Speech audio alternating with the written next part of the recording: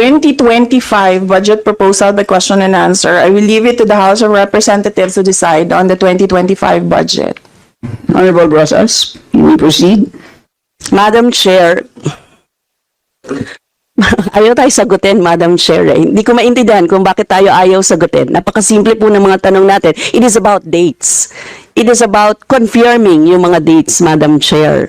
So ayaw tayo sagutin at sa harap ng publiko. Ang publiko po ay may karapatang malaman ito. Kaya po tayo nagka-question kaugnay dito, Madam Chair. This is about transparency and accountability, and it doesn't exempt the office of the Vice President, Madam Chair. Madam Chair. Yes, Madam Vice President. She may not like my answer. She may not like how I answer. She may not like the content of my answer. But I am answering. I do not have to answer to her. If I want to answer to the people, Yes, we note that, Madam Vice President. If I want to answer to the people, you may proceed, Honorable Rosas. yes, Madam Chair. Madam We Chair, are already kailangan pong cooperating with the At Supreme tama, Court Madam Chair, cases ang and the dokumentong Commission on ipinapasa sa Audit. opisyal ng gobyerno, Madam Chair. I believe yun po ang kailangan natin gawin, Sa isang simpleng mamamayan, kapag Madam nagkamali ka ng kahit isa, sa Diba? board na sasagutin, Please wait Madam to be Chair. acknowledged. Yes, Honorable Rosas, please Yes, proceed. nagpapasa tayo Diba, ng application. Kailangan tama ang nakalagay, Kung hindi Madam nila naman Chair. gusto kung paano Ipapaulit sumagot sa'yo at kapag nagkamali. sumasagot Ganyan din ako. ang Please wait gobyerno. to be acknowledged, Diba? Madam Vice President. Isa-isa lang. Hindi tayo, naman tayo pwedeng sabihin nyo na magkakaintindihan. hindi ako sumasagot dahil hindi niya gusto yung sagot ko. Yes, isa-isa lang po tayo magsasalita. So yes, Honorable Rosas. Yes, Please proceed and continue.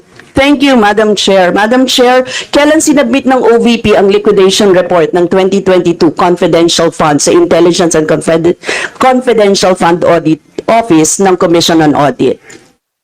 Yan, Madam Chair, siguro naman masasagot tayo ng OVP, Madam Chair. Madam Vice President. I will forgo the opportunity to defend the OVP 2025 budget proposal. By question and answer, I will leave it to the House of Representatives to decide on the proposal. Honorable Rosas. Proceed, please. Yes, Madam Chair, simple questions of dates, Madam Chair, hindi na tayo sinasagot. I don't think so nasasagutin niya tayo sa iba pa. So, Madam Chair, let me run down my questions sa iba pa. Madam Chair, yung pagtanong ko sa kailan sinabmit, tapos kung kaya, ibig sabihin yung liquidation report na dated January 10, 2023, it was only submitted to ICFAO on September 18, 2023. And Madam Chair, pinoses ang confidential funds na ito noong 2022. Tatanungin ko rin sana kung aware ang OVP sa Joint Circular Number 2015-01.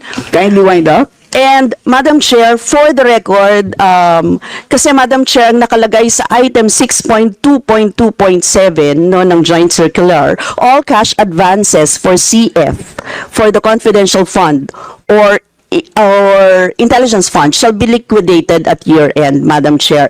So yun po yung reason kung bakit natin tinatanong, kasi lumagpas. Ibig sabihin, hindi nagko-comply ang OVP sa deadline na nakalagay sa joint circular na dapat niliquidate na ang cash advance para sa confidential funds ng 2022 noong December 2022 pa lamang. Yun po yung year-end niya. Pero nakita niyo naman January. So Madam Chair, those are simple questions na kayang-kayang sagutin ng OVP, but never na sinagot ng OVP, Madam Chair. So, Madam Chair, sana man lang kahit paligoy-ligoy, hindi sinagot talaga Madam Chair. So, thank you, Madam Chair. Next to interpolate is... Madam Chair? Yes. Yes. Hindi po totoo yung sinasabi ni Representative Rosas na hindi ako sumagot. Hindi sumagot ang Office of the Vice President. We cooperated with the cases in the Supreme Court. There are 4 cases in the Supreme Court. And then we cooperated with all the audit actions of the Commission on Audit. Now, I will forgo the opportunity to defend the Office of the Vice President 2025 budget proposal by question and answer, and I will leave it to the House of Representatives to decide on that proposal. Madam Chair, last lang, Madam Chair. This is the Congress, Madam Matalista ka na Chair. lang sa round 2, Honorable Rosas. Yes, sasabihin ko lang, Madam Chair, na proper forum ito para malaman natin ang lahat. This is a proper forum. Ang Kongreso po ang dapat nag-aalam niya. Thank you.